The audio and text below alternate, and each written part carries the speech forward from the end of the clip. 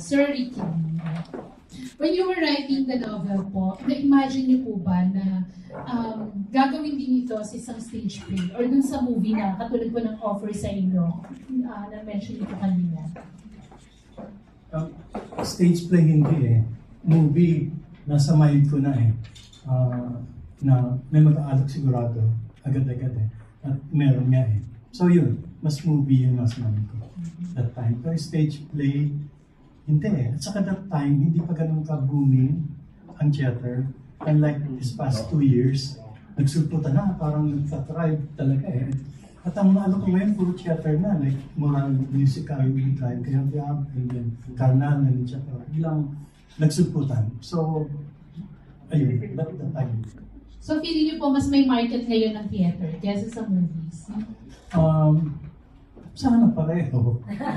Taga-movies, sana pareho. Pero natutuwa ako kasi ang theater dati parang isang nakahiwalay lang ng mundo eh. Pero ngayon nakikita ko ABCD nanonood eh. And then, ang mamahal, and then nagbabayad sila eh. Major na ngayon ang theater. Kaya parang Major entertainment na. Nagbo-boom talaga eh. And ngayong na-involve ako dito, nakikita ko one reason eh. Pag nasa set ako sa movies, masaya naman eh. Pero iba ang energy ng theater people.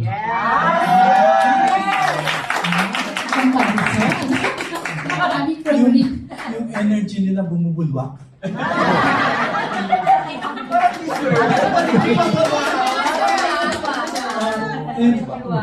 Nagaling ako sa isang himala na ganun din eh. Yung theater, sina Capitadoro, sina Between, ganun din eh. And then dito eh. Kaya may kita point, nanonood ako, alas lahat ng palap, nakikita kami lagi dito sa nanonood ako. Kasi ang sarap mapagitna sa isang community ng ganun ng energy.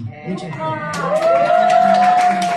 And collaborating with Direk, Yong, and the producers po, may say din po kayo sa pagpilit dun sa mga characters. well, nagpapakomment sila sa akin doon na sa approach doon sa play. Like we had one session sa bahay where we discussed nga na actually love letter ito to writers. Hindi siya talaga love story lang. Kasangkapan lang yung 5 kwento. And magkakaisa naman kami ng mind doon eh, nung nag-meeting kami. Then after that, nag-discuss kami, paano kaya to? Kasi alam ko mahirap gawin. Dahil nahirapan din ako. Kaya nag-collaborate, nagtutulungan naman kami lahat. But I think we're guided by a philosophy that guided me in writing the novel, which is, para masakot din yung kanina sa incest. Unang-una yung mga lumalapit sa akin sa book launch, linawin ko ngayon, yung sinasabi nila para silang si Sandra. May ganun silang karanasan sa kuya nila, mga lumalapit. I think part ng nag-guide sa akin ng persuasion sa novela, kailangan bigyan natin ng espasyo ang mga kwento ng lahat ng tao, no matter how we may condemn them as unlike us, if they realize on their own na mali nga naman ang ginagawa namin at nire-redeem nila ang sarili nila, like Sandra. And dun sa nobela, it will turn out na isa sa pinaka-fair at dissenting tao in the end was Sandra. More than Erica, and more than Bessie na hanggang end may team ang puso. Ay, nakakaba. Pero si Sandra, kaya naging kaibigan ng totoong Lucas, manilis ang puso niya eh. Na-in-love lang siya. So, babalikan ko yung sinabi ko. So, I think, trabaho namin lahat na nasa sining, literature man o theater, kailangan bigyan natin ng espasyo ang kwento ng mga tao na ordinarily, ilalagay na nila sa dalim na ay prostitute yan, ay bakla yan, ay incestuous yan, ay assassin yan. Kailangan pa rin nating mabigyan ng espasyo ang kwento nila at maintindihan sila. Pero hindi para i-condone at encourage sila. Si Sandra naman may redemption sa kwento. And sir, coming from Pion po na doon kayo unang nakilala eh. Sa film? Sa film Actually po. sa literature, short stories. Opo. I mean po, yung syempre yung stories niya nagagamit po sa film. Naisip niyo po bang i-suggest, no offense man po sa mga stage actors, alam natin kung kagagaling yung mga stage actors, pero na-i-suggest niyo po ba sa mga directors and producers na kumuha ng mga sikat na artista na mag-stage play? Kasi may mga actresses din po tayo and actors na gusto rin nilang sumubok ng stage plays, di ba? Open naman ako na Yeah, pumapasok na sa theater yung maraming mga movie actors eh. At marami rin naman theater actors na pumapasok sa movies. I think naman dapat walang exclusivity. Dapat mas inclusive and open naman tayo lahat eh. Pero kung tatanungin, I'd rather see fresh faces na gumaganap rather than artista na meron ng daladalang image sa kanya. So kung minsan may bagahe ng dala yun. Pag ganun eh. Nag-a-adjust ka na sa... May kwento na yung artista sa mind ng audience bago pa man nagsimula yung play eh. So kung minsan mas maganda yung ganung freshness. But otherwise, walang nagsabing huwag ito, huwag ganyan eh. Yun I think kasi mahusay lahat at magampanan nila yung role. Ako okay na ako dun eh. Masaya ako na nagsusulputan talaga lahat. Pati yung mga works ko from Himala to and so on, to Moral, to Carnal. Masaya. Parang nagsusulputan lahat at pinanganganak lahat. Yeah, thank you, Sir Ricky. Kay, naman po kay Chair Liza. Ayan. Chair, gusto ko lang malaman, syempre, from doing concerts, tapos may iba pa kayong projects in Direct Eyes, no? Paano naman nagkaroon ng collaboration with this stage play? Kasi di ba choosing, tapos dito, paano kayo napasok ang Fire and Ice? Well, yun nga, to be honest, before I became very much into film, I was a theater actress first. And napakaraming mga kasamahan ko dito sa Entablado na when I was in college, nakatrabaho ko na sila. Si Martha, we were co-actors in the plays. Si Jay, ang aking kasambahay na love interest. Marami kaming DUP dito. So, ang sarap lang na I'm going back to my roots and kung ano talaga yung nagbigay sa akin ng inspiration to really immerse ourselves in the creative arts. So whether that's producing live concerts, making films, or doing theater plays, in-inspire ako ng asawa ko na, love, balikan natin lahat yun. So when we did our play, hindi siya madali, di ba? But this is the perfect time to do it. Pero, syempre challenge siya because we're doing a lot of kami ni Ice, we're doing a lot of we're doing originals. Meron din kami gagawin ngayon in the later part of the year. So, when this came after choosing, para siyang answered prayer na, ay, mukhang dinadala nga kami dito.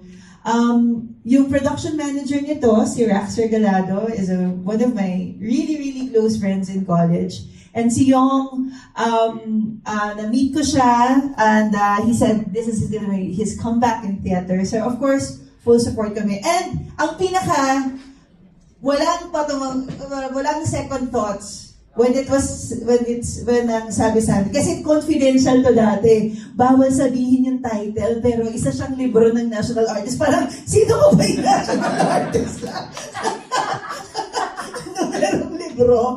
So, yes kami agad. And we're very honored and privileged. Thank you, Lambert, our co-producer, to be part of this very, very important piece of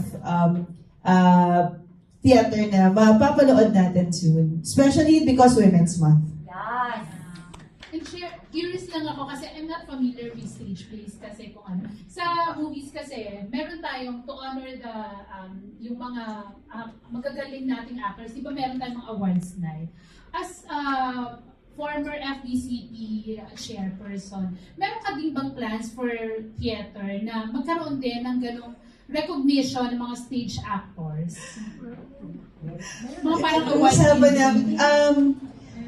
We attended Aliw Awards last year, and of course, there can always be a lot of spaces for more spaces for recognition of ng mga magagaling nating artista sa teatro. And pinag-usapan namin siya ni Ice right after nung umuwi na kami, na parang sabi ko, love, kung meron tayong urian, meron tayong FAMAS, meron tayong Luna Awards sa film, hindi naman, I'm sure they will accommodate if there's one that would really parang honor magkaroon ng magandang body para i-honor yung mga theater actors natin. So, napapag-usapan namin siya ni Ice kasi pumapasok na kami ulit dito. And I will never forget the time when The FAMAS was revamped from its many years. Kasi pag tumatagal ang isang awards night sa atin,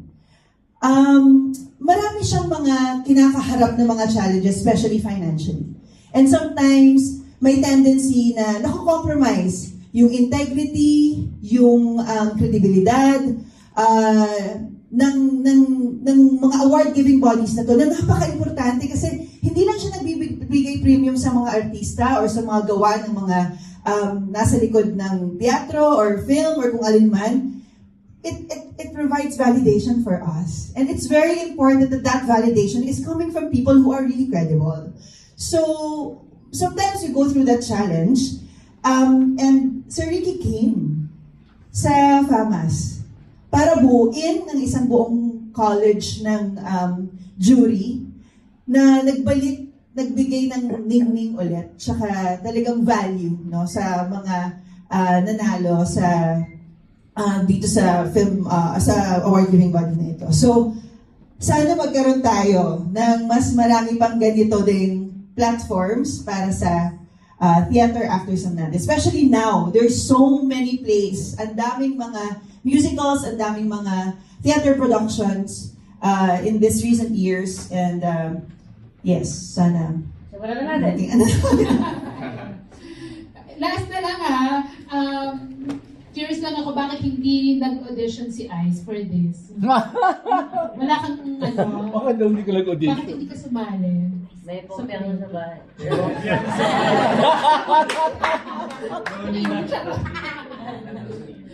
Pero hindi mo after choosing, kasi di ba nag-choosing ka din? Yes, yes. Oh.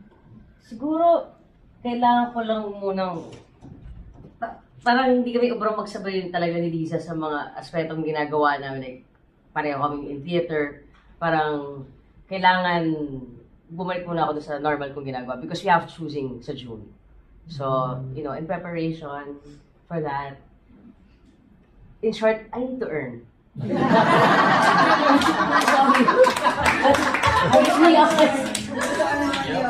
Para makapag-produce kami ng mga ganitong productions, alam naman natin, puso talaga at passion pagdating sa teatro. So, it's good to have a husband na talagang bumubuhay sa Fire and Ice. Kailangan ko lang kumita sa ngayon. Kala ko may overexposure. Walang ganun. Okay, thank you. Thank you.